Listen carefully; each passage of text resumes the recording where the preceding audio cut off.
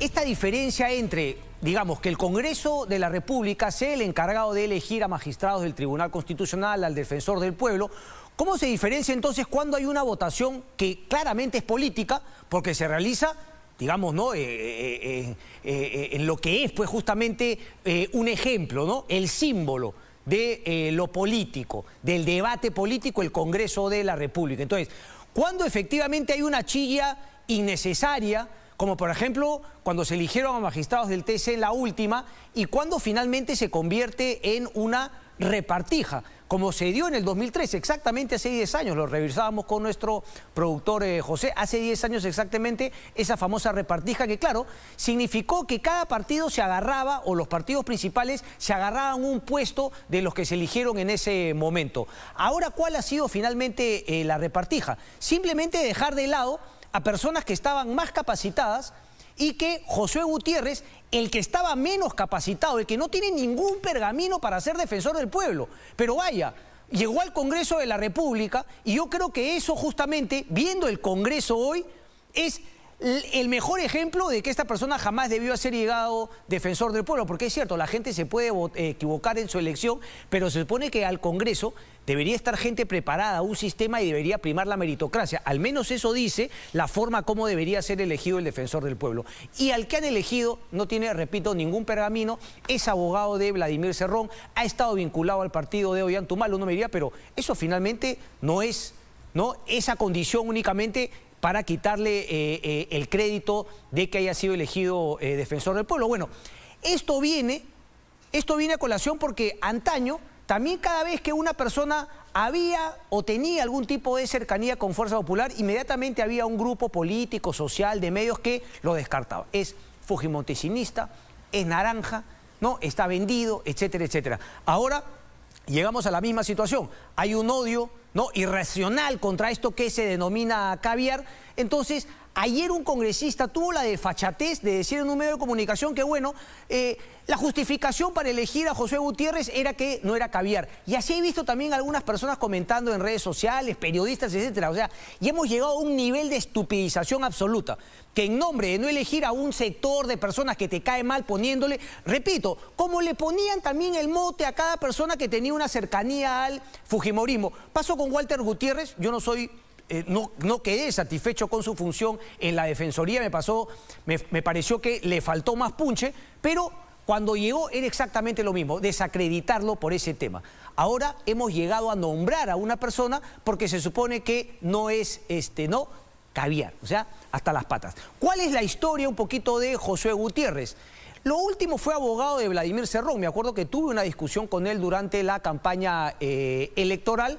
Y anteriormente, no solamente congresista, ¿ya?, además sin capacidad para hacer ningún proyecto de ley importante, sino que además era defensor, esos defensores sin sentido, ¿no?, que simplemente por el apoyo político, por la componenda, defendía a rabiar a Nadine Heredia. Solamente una muestra, porque creo que se ha hablado de esto también. ¿Tienes la fotografía ahí?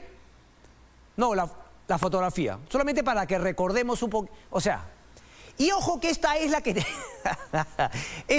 tenía en la antesala, porque en su oficina tenía una con Ollantaytamala. Este fue el hombre que a los pocos días de Ollantaytamala haber ganado la presidencia se fue con el famoso hermano Alexis a Rusia. Al final se armó un escandalete aquí en Lima, le jalaron la oreja al hermano de Ollantaytamala. El tema finalmente pasó piola porque los rusos también ayudaron a que el tema no escale, pero... ese era Josué Gutiérrez, que inmediatamente intentaban hacer negocios por fuera, aprovechando los vínculos del hermano del en ese entonces presidente de la República. Ayer escuchaba a Rafael Llosa comentar que, claro, el tema del defensor del pueblo históricamente, o lo que se esperaba, sería que sea, digamos, el final de una carrera brillante, ya sea en el derecho, si se quiere mezclar un poco en el tema de la política, etcétera. Pero que sea el final, no que llegue una persona que no tiene ni un pergamino, no ha investigado absolutamente nada, no ha ejercido como abogado. Lo que ha ejercido finalmente ha sido, digamos, como un abogado político, que mezclaba el derecho con la política para defender a personas que en un momento le dieron trabajo. Esa es la verdad de la milanesa. Entonces, conclusión, el Congreso hace lo que le da la gana, porque esto solamente tiene una explicación: algún tipo de componenda, arreglo bajo la mesa, repartija. Entonces, esto no es negociación política. Y lo digo porque es importante hacer esa aclaración, porque finalmente no todo lo que se vota en el Congreso de la República políticamente es repartija. Eso también es importante. En este caso queda claro que el señor no tenía ninguna razón, más allá de lo que se ofrecían los líderes y congresistas, más allá de eso no tenía ninguna razón para haber sido elegido defensor del pueblo. No te asegura absolutamente nada, nada de nada. Pero bueno, ahí está. ¿Y por qué?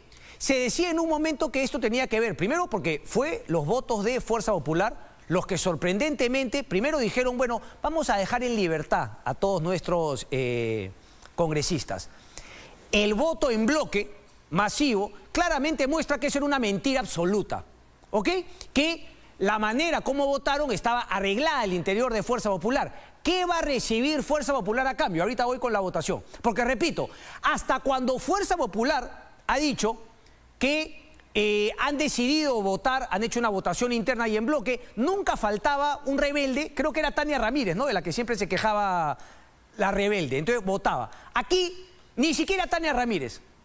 Como nunca han votado en bloque cuando anteriormente habían dicho que iban a dejar libre a todos. Es una mentira, la verdad. Keiko Fujimori. Yo siempre he sido crítico del tema judicial, pero pareciese que, ¿no?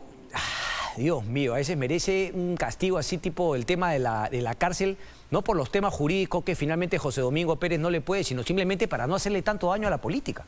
Es increíble la manera de ella misma dinamitar.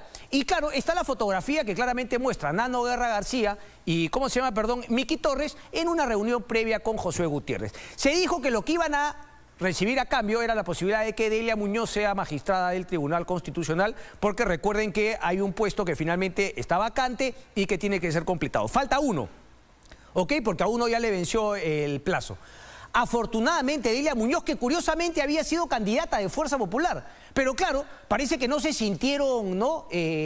Digamos, constreñidos a empujar esa candidatura, a buscar hacer negociación política. Oye, tenemos a una persona que te puede o no gustar su ideología, pero que claramente tiene los pergaminos profesionales. Ha sido, recuerdo yo, José me corregirás, con cargo a confirmarlo, ella ha tenido un cargo del Estado peruano como algún tipo de representación del Estado peruano ante la Comisión o ante la Corte, ante el Sistema Interamericano de Derechos Humanos. O sea, conocí ese tema, tenía esa experiencia, es buena abogada, pero sin embargo Fuerza Popular no empujó ese tema y sí negoció para darle el voto en bloque a Josué Gutiérrez, que no tiene ningún tipo de pergamino. Repito, Delia Muñoz ha salido a decir que ella no va a participar de digamos, ¿no? de ese concurso, justamente por esto que se ha dicho. Bueno, representante del Perú ante la OEA. Espero que el tiempo nos dé la razón y Delia Muñoz finalmente nunca se preste a lo que claramente ha sido una repartija entre fuerzas en el Congreso de la República, porque, repito, el Congreso hace lo que le da la gana. ¿Y por qué hace lo que le da la gana? Porque el Ejecutivo también hace lo que le da la gana. ¿Y por qué? Porque estamos estupidizados. Nos han llevado a una polarización en la cual, obviamente, vemos sesgadamente, inmediatamente cuando te quieren presentar a alguien que piensa algunas cosas como tú, apoyo absoluto y la cerrazón. Es lo que yo decía, oye, a Dina Boluarte había que apoyarla frente a un grupo de gente que habían soltado el poder con Pedro Castillo y querían recuperarlo de alguna manera. Pero inmediatamente, cuando no supo controlar las protestas, cuando permitió una matanza y una segunda y una tercera, es decir, nunca aprendió a corregir los errores y los crímenes que iba cometiendo inicialmente. Y ahora en el gobierno es una tristeza. Es una lágrima y sin embargo hay gente que insiste, ¿no? Te sale una crítica, ¿no? Y le responde a AMLO como le tendría que responder y prácticamente ya le das un cheque en blanco para que sigan haciendo lo que le dé la gana unos meses más. Pero así no funciona el periodismo. Aquí lo que hay que hacer es realmente criticar cada cosa que te parezca incorrectamente y no mirar al techo porque dices, bueno, como hizo una buena, le perdono dos malas. ¿Así dónde estamos? Y esa es justamente la componente que ha venido en el Congreso de la República. 23 votos de Fuerza Popular, los 14 de Perú Libre, que eran claros, y los 14 de Acción Popular. Y ahora yo decía el tema, ¿no? Porque algunos amigos me dicen, ay, nos ha sorprendido Mari Carmen Alba. Ay, Mari Carmen Alba también votó en la ley Mordaza a favor. Me ha sorprendido. ¿La gente es idiota o se hace? No sé de qué se pueden sorprender. ¿Ah? Monosilábica a la hora de hablar. Ayer la vi en una entrevista, nervioso. O sea, yo no entiendo si la gente es tonta, repito, o se hace. ¿De qué se pueden sorprender? Ella fue la que con su voto marcó el número 87. Ayer no podía responder las preguntas. Muéstrame por favor lo que presentó Martín Hidalgo. Tenemos justamente ese tema de la votación. Ahí vamos, porque en un momento hay 86 votos y tú necesitas 87. ¿Ok? Una votación calificada, 2 tercios, ¿no? Creo que es 2 tercios más 1. O 2 tercios. 80, ya, pero el 88 apareció, en el momento habían 86 y el cambio de voto de Mari Carmen Alba es el que le da 87. ¿Tienes el video que armó Martín Hidalgo en su tweet? Se lo había pedido, pero bueno, ok. Ella al final con ese voto, entonces la importancia también. Y después Edwin Martínez de Acción Popular sale diciendo, bueno, yo voté a último momento, espero no arrepentirme, pero bueno, en un principio no quería votar, pero después mi secretaria me dijo que Josué Gutiérrez era huanuqueño como ella. Entonces, bueno, yo voté porque no, porque bueno, Huánuco, mira, voy a confiar en tu pueblo, en tus paisanos y voy a votar. ¿Me estás hablando en serio, viejo? A ver, muéstralo, por favor, a pantalla con eso. Ahí está, ahí van viendo cómo se va dando la votación. Ok, esto lo armó, muy interesante. Martín Hidalgo, ahí está su nombre. Dice, la votación para la elección de José Gutiérrez para defensor. En este video se muestra cómo el cambio de voto de Mari Carmen Alba es clave y se pasa a cerrar la votación con 87 exactos. Después hubo uno más, es cierto. Ahí está. Ahí Mari Carmen Alba está en amarillo. Sigue virando, evaluando. Ahí está. Pasa a verde y ahí está finalmente, ¿no?, los 87 votos con los que Josué Gutiérrez es elegido defensor del pueblo. Repito, todo el mundo hace lo que le da la gana, entonces uno podría decir, bueno, así como el Ejecutivo, también, nuevamente, ¿no?, la estupidización que nos permite pasar por agua tibia este tema. ¿Qué es lo que me refiero? Que así como en el Congreso hacen los que le da la gana, el gobierno súbitamente se zurró en una ley que dice que la ATU tiene que ser meritocrática, como tendría que ser el tema de la Defensoría del Pueblo. Esto yo estoy seguro que está jalado también por el tema del Ejecutivo. Si Alberto Otárola y su gabinete de ministros, la señora Paola Lasarte, Paola es, ¿no? Si la señora Paola Lasarte hace lo que le da la gana y saca finalmente a María Jara, porque repito, aquí nadie tiene que defender a personas. Aquí en este caso vamos a defender la institucionalidad de la ATU y la posibilidad de que en un futuro la ATU no sea manejada a dedo por el presidente de turno. Imagínense ustedes qué hubiese pasado si es que Pedro Castillo se hubiese mandado a hacer lo que ahora ha hecho Otárola y Dina Boluarte y nadie les ha dicho absolutamente nada. María Jara, por ley, va a poder volver a la ATU. Pero ese no es el tema. El tema no es que María Jara vuelva, porque María Jara también ha fracasado en el trabajo, porque parió mal ese tema. Ella también vino del grupo de los moqueguanos. Desde la época de Vizcarra, desde la época de Extremadura, desde la época de Emer Trujillo, etcétera, etcétera. Dicho ese paso, Extremadura anuncia que quiere hablar. Enhorabuena. Vamos a ver si es que lo vamos a tener acá. Entonces, una gestión tristísima. Pero el tema es que así y todo tenías que buscar una causal según la ley. Y no sacar un decreto supremo que decías, bueno, a partir de ahora nos zurramos en la ley finalmente de la ATU. Y hemos perdido la confianza, por lo tanto, sacamos a la señora María Jara y nombramos a nuestro chupe. Porque esa es la verdad de la milanesa. No sé quién será, no recuerdo el nombre, pero aquella persona que ha aceptado ese cargo de la ATU, no sé si me ayudan con el nombre, de por sí tiene que ser un chupe. Porque él sabe muy bien que si no le dice chicheño a su jefa, lo van a botar de una patada. ¿Cómo se llama? Aguilar Reate. Aguilar Reate.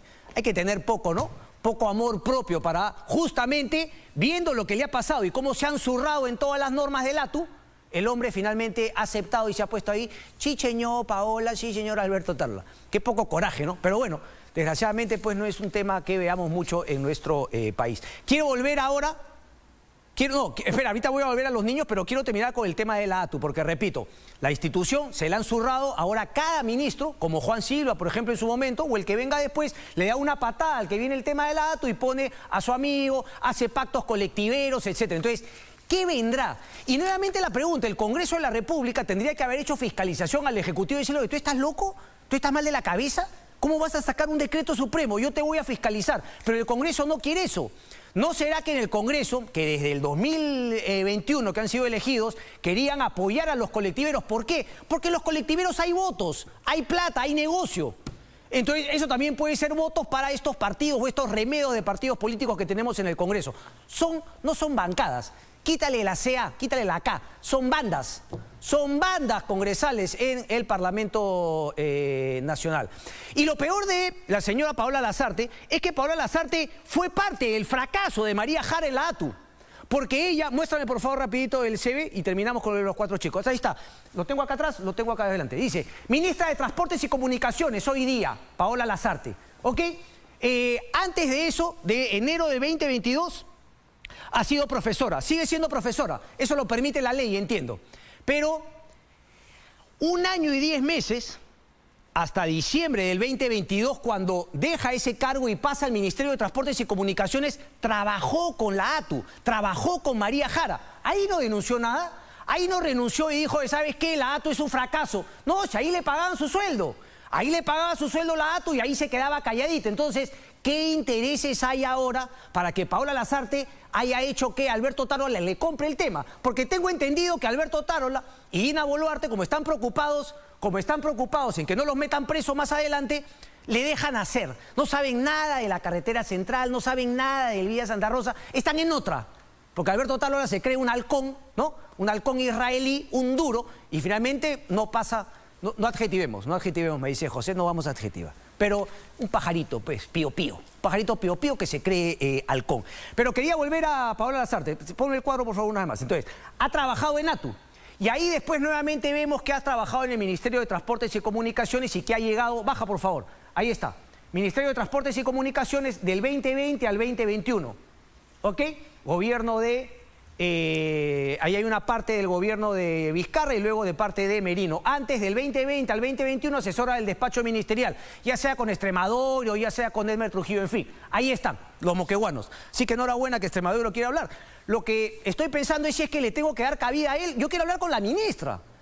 Yo no quiero hablar con un exministro, yo quiero hablar con la ministra, pero bueno, aquí vamos a intentar de recibir a todos. ¿Cuál ha sido la componenda de Defensor del Pueblo? Hoy día mismo se ha podido ver.